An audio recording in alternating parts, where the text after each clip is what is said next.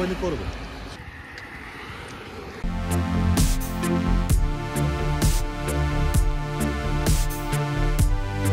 И здравейте хора!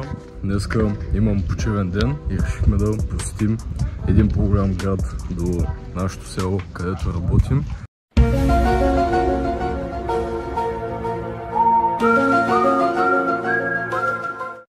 Града се казва Кьоя.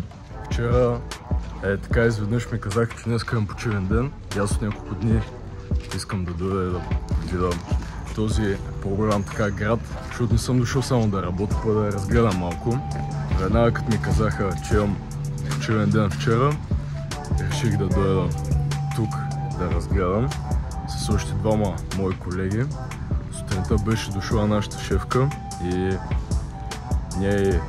ние предложихме, нали, да нас закара до тук и тя се съгласи, за което съм и благодарен. Той е на около 14 км от нас, иначе щяхме да ходим с колелета или с влака. Като цяло тук е доста интересно и приятно, но със сигурност е по-мръсно, отколкото в нашото малко село. Сигурно, защото е по-голям град. Аз очаквах навсякъде в Дания да е толкова чисто, колкото е в градчето, където ние живеем. Но интересното е, че тук почти всеки се предвижда с колело, както виждате колко колелета има. Нека ви покажа. Пълно е с колелета. Тук има доста магазини, като онги Jack and Jones и много други. Главната на това градче представлява нещо като главната на Пловдив, защото аз съм от Пловдив и правя наистина. Виждам приликите и аз много си харесвам града. Ето тук да ви покажа главната. Точно се едно от главната на Пловдив. Стари къщи, готини, добра е, хубава обстановка. Тук видях обява за iPhone 13, 4700 крони, с около 1200-300 лева. Нещо като в България също са цените.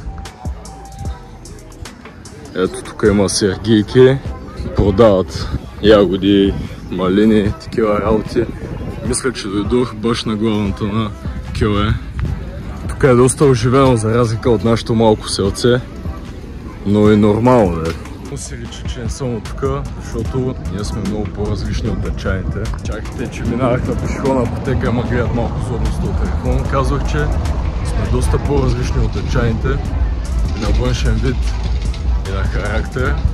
Още не съм свикнал с тази гледка, но сигурно се е интересно доста. И много се радвам, че реших да дойда да посетя този град. Още малко да се запознаете с обстановката. Доста е готино, павета, точно като в Пловдив, все едно съм си в родния град, така се чувствам.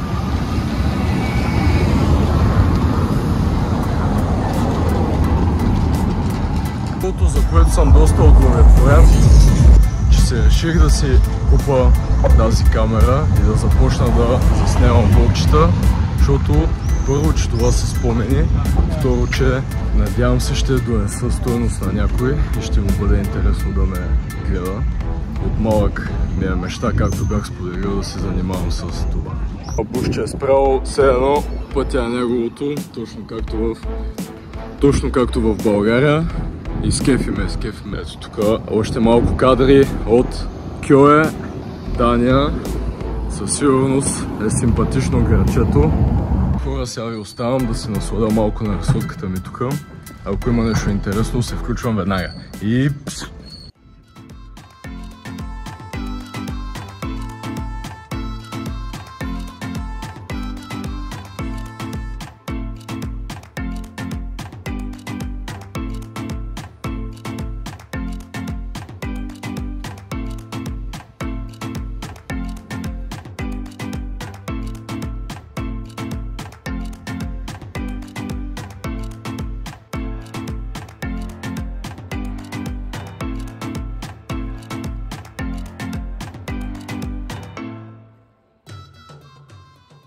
Отивам да се срещна с моите колеги, с които дойдох тук и да видим какво ще правим за напред. Обаче те не искат да бъдат снимани, така че ако има нещо интересно ще се включвам.